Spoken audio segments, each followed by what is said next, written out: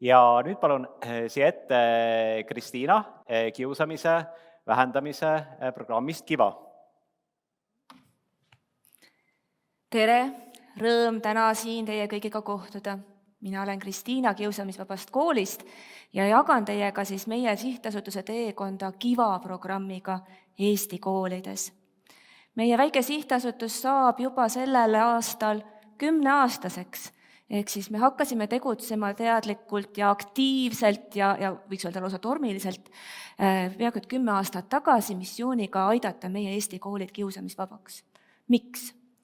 Kiusamine on grupinähtus, protsess, suhe, destruktiivne suhe, mida iseloomustab siis see, kui üks või mitu inimest teevad meelega korduvalt teisele inimesele kahju olukorras, kus siis jõudude ebavõrdsuse tõttu sellel, kellele kahju tehakse, on keeruline ennast kaitsta.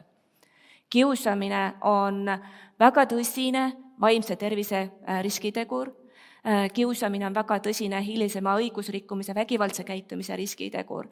Nii et praeguseks päris 70 aasta jooksul on uurijad kindlaks teinud seda, et kui me tahame hoida oma noored inimesed, tulevased täiskasvanud vaimselt terved, siis kooli kiusamise vähendamine on kindlasti üks tee, millesse tasub panustada. Ja kuna Eesti on olnud rohkem kui 20 aasta jooksul erinevates rahvusvahelistes uuringutes ühelt poolt oma akadeemiliste saavutustega esirinnas, aga samal ajal ka kiusamise rohkusega esirinnas ja see ei ole tore, sest see tähendab seda, et igal aastal väga paljud Eesti lapsed, noored kannatavad kiusamise all ja see jätab neile jäljed kogu eluks. Et seda ära hoida, ka 10 aastat tagasi leidsime, et on vaja midagi ette võtta ja pakkuda Eesti koolidele parimat, mida on parasjagu saada. Ja ma saan rõõmuga öelda, et see valik, mida me 10 aastat tagasi tegime, on parim ka praegu. Ehk siis KIVA kiusamise vähendamise programm, mis on välja töötatud Turku ülikoolis Soomes, kohandatud nüüd ka Eesti koolidele ja praegu hetkel kasutusel maailmas üle 20 riigis ja järjest enam tuleb tõendeid selle kohta, et KIVA programm tõesti töötab ka erinevates kultuuriruumides ja haridussüsteemides. Ja see on meie põhiline mõju avaldamise viis või suure ühiskondliku muutuse tugimise viis. Aga sellest üksi ei piisa, sellepärast et kiusamine on teema, millest teadlikkuse tõstmist on vaja teha nii avalikkuses, aga ka otsustajate hulgas, et me oskaks tegutseda targalt. Sest mida veel uuringud näitavad, on see, et kiusamist saab targalt tegutsedes tõhusalt vähendada ja seda ka peab tõhusalt vähendama, sellepärast, et kiusamine ei kao ise ära. Ja kui me laseme kiusamisel vohada, siis tagajärjed on pikad ja püsivad ja rasked kõigile. Natukene KIVA programmist lähemalt. Tegemist on tugeva teadus- ja tõenduspõhise programmiga, mis ühelt poolt kasutab ära parima teadusliku teadmise selle kohta, mis aitab kiusamist päriselt vähendada ja on olemas ka tõendatud mõjud väga mitmes aspektis.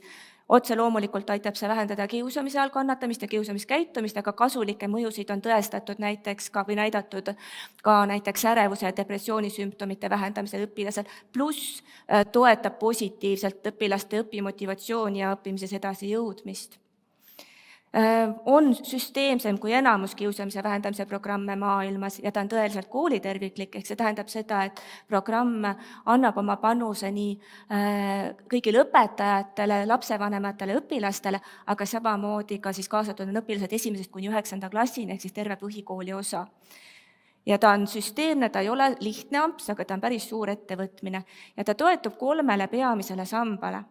Ehk siis ennetustegevus, mis on kasulik kõigile, õpetajate pädevust tõstame koolituste kaudu, varustame õpetajad metoodilise materjali õppevaraga, näiteks on olemas õppevideod, tunnikavad, aga samamoodi ka e-õppemäng, mis aitab siis õpilastel oma omandatud teadmisi ja oskusi kinnistada.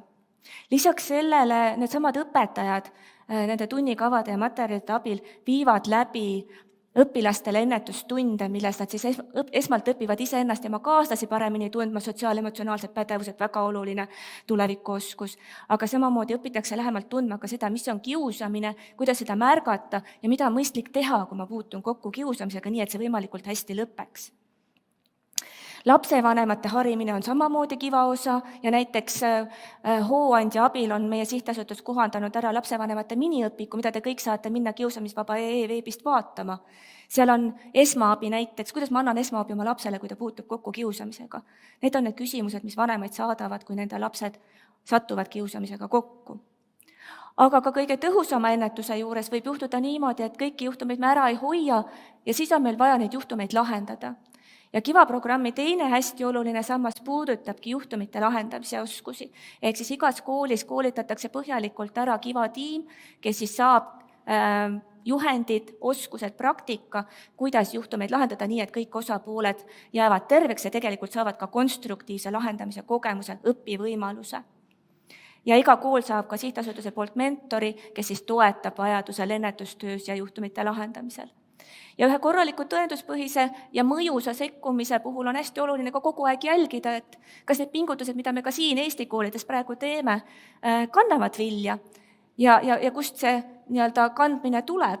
Ja seal, mis me näeme, on see, et me küsime õpetajate käest iga õppeaasta kohta tagasisidet selle kohta, kuidas nad KIVA on ära kasutanud. Ehk siis sul võib olla super tolmuimeja, aga kui see seisab sul lihtsalt kapinurgas, siis sa oma tuba puhtana ei hoia.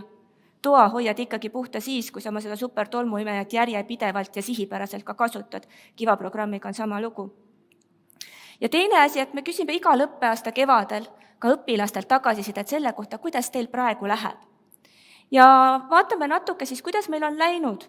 Me alustasime õpilasküsitlustega juba meie päris esimese lennu alguses, ehk siis 2013 õppeaasta alguses, ja me oleme seda jätkanud järjepidevalt ka COVID-i aastatel.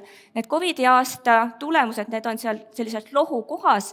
Me mõtlesime, et ei saa kriisi raisku rasta, on ju. Ja tegelikult me oleme näinud seda, et kui te vaatate seda joonist, siis need oranžid sambad, need on nüüd koolid, kus kasutatakse KIVA programmi. Ja sinised sambad on need koolid, kes meiega iga aasta liituvad, ehk need on uued koolid, kes tulevad kõigi Eesti koolide hulgast, kus ei ole KIVA programmi veel kasutatud ja on omalaadne kontrollgrupp meile olnud kogu aeg. Ja mida me näeme, on see, et KIVA koolides on läinud kogu aeg paremini. Ja isegi COVID-i aastatel. Nii et see mõju ka sellisel iga-aastase monitooringuna on väga, väga oluline jälgida. Meil on Eestis hetkel KIVA kasutamas 120 kooli ja õppekohta üle Eesti ja see tähendab seda, et igapäevaselt praegu sellel õppeaastal saab KIVAst ühel või teisel moel osa üle 40 000 õpilase, põhikooli õpilase. See on päris suur ja aukartust äratav hulk, aga põld on veel lai ja kiusuennetus oma olemuselt tegelikult on ju nagu hambapesu. Ehk siis kiusamise ärahoidmine on väga oluline osa kooli haridushügieenist, turvalise õpikeskkonna loomise hügieenist. Ja hambaid me ei pese ka ju näpu ja seebiga, me ikkagi valime sekkumise või meetodi või vahendi, mis on parim selle tulemuse saavutamisel. Ja KIVAga me seda siis püüame ka koolidele tõesti pakkuda, et tuua see parim kaasaegne teadmine, oskused, materjalid, selleks, et tõesti koolides saaks tõhusalt kiusamist vähendada. Kooli rõõmu kõigile! Aitäh!